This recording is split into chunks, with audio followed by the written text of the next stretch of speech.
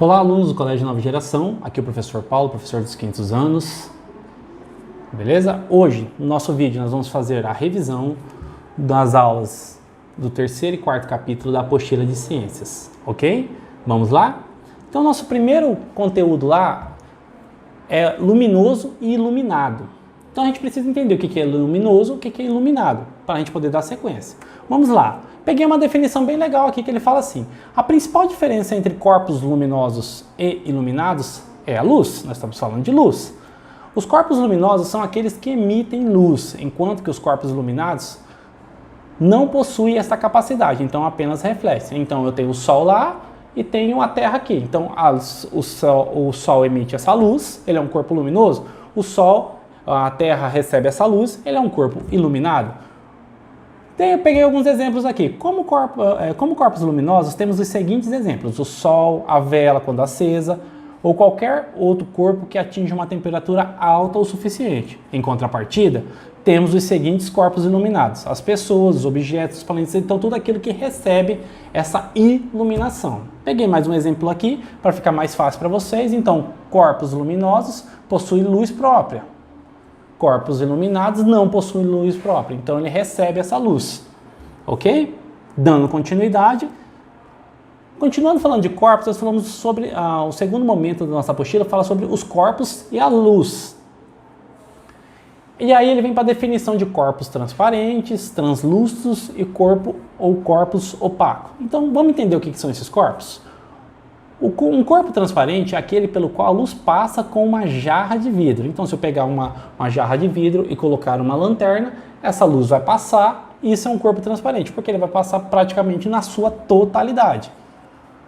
Segundo exemplo para corpos translúcidos: quando as nuvens estão muito condensadas, que a gente costuma dizer que está carregada, os raios solares não conseguem atravessá-las, que é aquele dia nublado, lembra? Completamente. Corpos que não deixam a luz passar totalmente são chamados de translúcidos. Diferente do opacos, você ainda consegue entender que tem uma luz ali atrás. Você olhando e fala: olha, está nublado, eu estou vendo o sol ali atrás. Ele só não está aparecendo na sua totalidade porque as nuvens estão bloqueando uma parte dele. Isso é translúcido. E aí tem um exemplo de corpo opaco. A porta da madeira é um corpo opaco, pois a luz não consegue atravessá-la. Então, se eu pegar uma luz e colocar no rumo da porta, eu não vou conseguir ver e nem saber que tem uma luz ali atrás, caso eu não vá ver ou alguém me diga. Entendemos? Vamos lá. Peguei uns exemplos aqui bem bacana. Diferentes superfícies determinam como a luz pode passar ou não por elas. Exemplo da primeira: um vidro transparente, eu consigo ver o gato na sua totalidade. O segundo, um box de banheiro, que é translúcido. Então eu sei que tem uma pessoa ali atrás, mas eu não consigo ver ela totalmente. Então é translúcido. E a parede opaca. A gente colocou a metade do gatinho aqui para eu entender que tem um gato lá atrás, mas se eu vier um pouco mais para cá, eu sei que eu não vou conseguir vê-lo. Então, na sua totalidade. Beleza? Vamos lá. Continuando mais uma vez falando sobre luz, nós vamos falar sobre as fontes de luz. A luz serve para iluminar, correto? Mas você sabia que existem diferentes fontes de luz? Então a gente já sabe que ela está feita para iluminar, que ela tem a questão do luminoso e iluminado, que ela tem três corpos: transparentes, translúcidos e opaco. Mas a gente também tem que entender que existem fontes de luz. Que fontes são essas? Naturais e artificiais. O Sol é uma fonte de luz natural. Também é conhecida como fonte de luz primária, porque ela é a primeira luz que surgiu. A luz artificial é gerada por fontes de energia não naturais. A maioria das atividades humanas seriam praticamente impossíveis se não existissem fontes alternativas de luz. Então, nós temos que entender que isso daqui é criado pelo homem, isso daqui é natural. A natureza fez. Peguei alguns exemplos aqui de luz artificial. Como exemplos, podemos citar fontes de luz artificial: a vela em chamas, as lâmpadas acesas, no caso, e as lanternas. Por quê? Porque ela depende de um gerador para isso, ou de um atrito para isso, ok? O calor se espalha. Vamos entender agora como que esse calor se espalha, porque ele funciona assim: O calor é um tipo de energia que pode ser transferido de um corpo para outro quando há diferença de temperatura entre eles. Então, se eu pego uma barra de ferro e ela não está no sol, vamos dizer assim, eu pego nela, ok, não vai queimar minha mão ou não vou ter nenhum problema em segurá-la. Mas a partir do momento que eu começo a deixar ela no sol, ela vai começar a absorver todo esse calor do sol. E aí são as moléculas tentando se adaptar àquilo que ela está recebendo. Então, ela vai ter 3 movimentos, e a gente vai falar sobre eles agora aqui. Então, a transferência de calor pode ocorrer de 3 formas: radiação ou irradiação, dependendo do livro, pode vir como irradiação, condução e convenção. Vamos entender cada uma delas. Começando pela condução de calor. É assim que ocorre a condução de calor. A energia propaga-se em virtude da agitação molecular.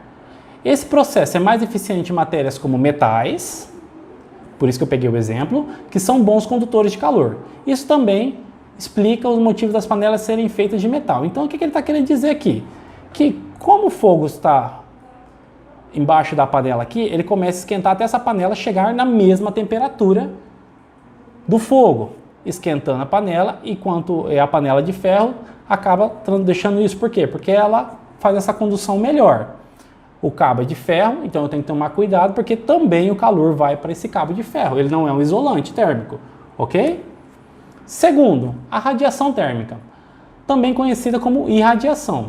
É uma forma de transferência de calor que ocorre por meio de ondas eletromagnéticas. Como essas ondas podem propagar no vácuo? Não é necessário que haja contato entre os corpos para haver transferência de calor. Todos os corpos emitem radiações térmicas, que são proporcionais à sua temperatura. Quanto maior a temperatura, maior a quantidade de calor que o objeto irradia. Um exemplo desse é o processo que acontece com a Terra, que mesmo sem estar em contato com o Sol, é aquecida por ele. Outro exemplo pode ser observado na figura. Então o que ele quer dizer? O primeiro precisa ter o contato. O fogo tem que estar em contato ali, no caso, com a base da panela. Aqui não. Só de pegar, ele tem 2 exemplos aqui. Se eu ficar do lado da lareira, eu não preciso estar em contato com ela para sentir o calor dela. Então isso é ondas eletromagnéticas. Outra coisa é o copo. Se eu pegar no copo ali, ele vai estar passando as ondas eletromagnéticas, mas não vai estar queimando a minha mão. Entendeu a diferença? Uns precisam de contatos, no caso da radiação ou irradiação, ele não precisa ter o contato, ele pode estar próximo, porque as ondas eletromagnéticas vão me fornecer esse calor. E o último que ele fala é a convenção. Por fim, a convenção, que é a forma de transferência de calor comum para os gases e líquidos. O exemplo a seguir descreve como acontece a convenção. Ao colocar a água para ferver, a parte que está próxima ao fogo será a primeira a aquecer. Quando ela aquece, sofre a expansão e fica menos densa que a água na superfície. Sendo assim, ela desloca-se para ficar para cima, enquanto a parte mais fria, densa, move-se para baixo. Esse ciclo repete-se várias vezes até formar uma corrente de convenção que é ocasionada pela diferença entre as densidades, fazendo com que o calor seja transferido para todo o líquido. Então, o que ele quer dizer? Começa a esquentar, ele sobe, a água fria desce, ele vai fazendo esse processo até que toda a água fique na mesma temperatura do fogo e aí ela começa a ferver. Isso é um processo de convenção, ok? Dando continuidade, a gente precisa falar que existem os bons e os maus condutores. A gente já entendeu lá sobre os processos, agora tem aqueles que facilitam mais esse processo e outros não. Eu peguei alguns exemplos. Primeiro vamos entender o que são bons e maus condutores. Quando o material transfere calor melhor que outros, dizemos que ele é um bom condutor. É por isso que nós temos que usar as panelas de ferro, que facilita mais o processo para dar a questão do cozimento. Já os materiais maus condutores são aqueles que demoram para ganhar ou perder calor. No caso, se a gente for parar para pensar, uma caixa térmica, se eu quero que aquilo se mantenha gelado, eu vou colocar coisa gelada ali dentro. Se eu quiser que ele segure por um tempo como calor, eu colocando alguma coisa ali dentro, eu vou colocar um isolante térmico. Então, isso é uma forma dele assegurar isso. Eu peguei alguns exemplos aqui. Condutores de calor. O calor pode ser transmitido de um material para outro. Nós temos exemplo aqui de bons condutores, materiais que se aquecem mais rápido. Então, esses são os materiais. Tem vários exemplos. Eu peguei alguns só para a gente entender. Se eu deixar algum deles no sol e for lá pegar, eu vou queimar minha mão, provavelmente, se esse sol tiver sem nuvem, sem nada que bloqueie todo o calor que ele emite. maus condutores, materiais que demoram mais para se aquecer. Então, se eu esqueço uma garrafa dessa, eu consigo pegar. Por quê? Porque ela é um mau condutor. A madeira, a mesma coisa, o copo de vidro e principalmente isopor. Então, essa é a diferença de bons e maus condutores. Tem vários exemplos, a gente trouxe alguns só para a gente entender essa diferença. Galerinha, foi muito bom. O professor Paulo colocou aqui que está com muita saudade de vocês. Até a próxima aula. E não percam as aulas online, hein? Vai ser todo dia. Um abraço.